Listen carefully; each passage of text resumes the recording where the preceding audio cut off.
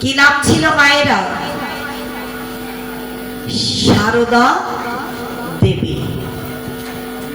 এই সারদা দেবী তিনিও তানার পতি দেবতা, স্বামী দেবতা, যিনি গৃহ দেবতা, এই গৃহ স্বামীর কাছে পুনঃ পুনঃ নিবেদন রেখেছিলেন। নিবেদনটা কি জানো? যেটা আমরাও কামনা করি। সাধক রামপ্রসাদকে ডেকে ডেকে বলেছিলেন, ওহে স্বামী, আমি না আপনার সন্তানের জননী হতে চাই, আমি আপনার সন্তানের মাতা হতে চাই, মা হতে চাই। সাধক রামপ্রসাদ বলেছিলেন, সারদা,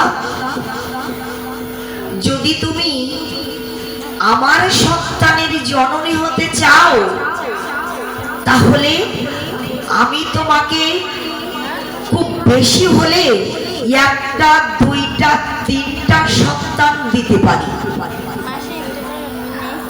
যদি তুমি আমার সন্তানের জননী হতে চাও, তাহলে সবচাইতে বেশি হলে দুইটা, তিনটা, চারটে সন্তান আমি তোমাকে দিতে পারি, তার বেশি তো নয়। কিন্তু আমি চাই না সেটা। আমি চাই কি জানো? তুমি সমগ্র বিশ্বের জননী হয়ে ওঠো। তুমি সমগ্র বিশ্বের জননী হয়ে ওঠো। যে সন্তানগুলো আমি তোমাকে দিব, সেই সন্তানগুলো চিরদিন, চিরকাল তোমার হয়ে থাকবে না। একদিন না একদিন তারা বিদায় নিয়ে চলে যাবে। তখন তারা চলে গেলে তোমাকে আর মাতা বলে ডাকবার কেউ থাকবে না। মা বলে, জননী বলে সম্বোধন করার মতো আর কেউ থাকবে না জগতে।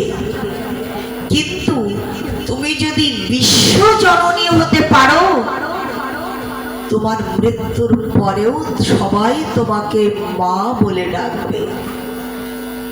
সিদ্ধান্ত তোমার।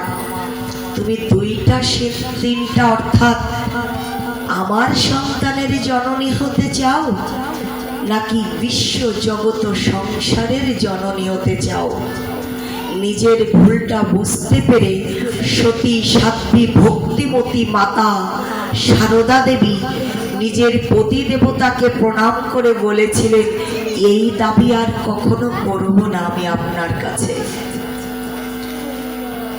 আমি এই বাসনা আর কোনোদিন জানাবো না আপনার নিকটে, সমীপে। আমি চাই আপনি আমাকে আশীর্বাদ করুন, যেন আমি জগতের প্রত্যেকটা সন্তানের মাতা হয়ে উঠতে পারি, আমি বিশ্ব জননী, জগতে জননী হতে পারি। আমি জগতের প্রত্যেকটা সন্তানের জননী হতে পারি, এই আশীর্বাদ আপনি আমায় করুন। সারদা শব্দের অর্থে, এই যে সারদা যে দেবীর, এই শব্দটার অর্থে আগে আপনারা কি শব্দটা ব্যবহার করে মাকে ডাকেন বলুন তো? কি বলে ডাকেন? সারদা দেবী বলে? হ্যাঁ, দেখবেন সারদা শব্দের আগেই মা শব্দটা বসানো হয়েছে। মা সারদা দেবী। সারদা মাতা জগৎ জননী, সমগ্র বিশ্ব মানবের জননী তিনি, মাতা তিনি, মা তিনি। এই জন্য সন্তানের গ্রহণের, প্রাপ্তির যে স্বাদ, এই যে আনন্দ, এই আনন্দ আমরা সকলেই লাভ করতে প্রাপ্ত হতে চাই। মাতৃত্বের স্বাদ এক অপূরন্ত, অনবদ্য আনন্দ দান করে মাতৃ অন্তরে। শ্রবণ করুন, এই আমরা যারা মা হয়েছি, সন্তান দান দিয়েছি, দান করেছি, মানে সন্তান জন্ম দিয়েছি যারা, আমরা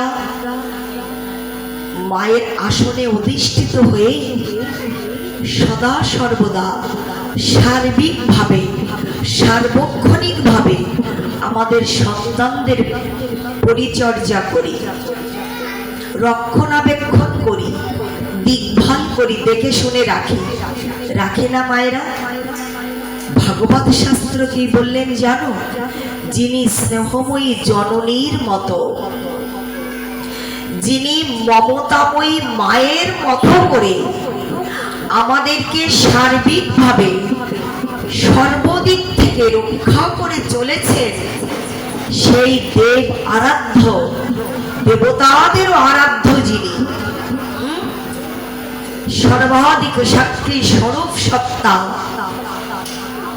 সকলের কেন্দ্রবিন্দু যিনি, আশ্রয় তত্ত্ব যিনি, সেই পরমেশ্বর ভগবান কৃষ্ণচন্দ্রকে যে মানব অর্চনা করে না, সেই জনই হচ্ছে ব্রহ্মঘাতী।